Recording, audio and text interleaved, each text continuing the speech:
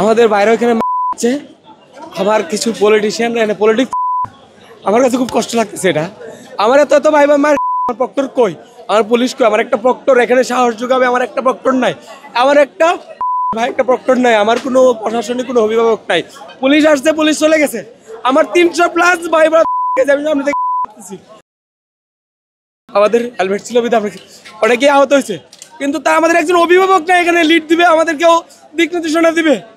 Police নাই, সেনাবাহিনী নাই, এরা আমার কিসের জন্য, কোন দিনের জন্য? আর পলিটিশিয়ানরা এখানে দাঁড়ায় দাঁড়ায় সাক্ষাৎকার পলিটিক্স করতেছে। এরা আমার যত পলিটিক্স আছে, এরা আমার নিজেরও কিছু, আমার একটা দল ওরাও করতেছে, অপোনেন্ট করতেছে, সবাই করতেছে, ওরা যাচ্ছে না। ওই এখানে গত রাত এটা খাইছে করতেছে না, আজকেও এরা পলিটিক্স করতেছে। আমার সবচেয়ে বড় আক্ষেপের জায়গা, আমার কোনো অভিভাবক নেই।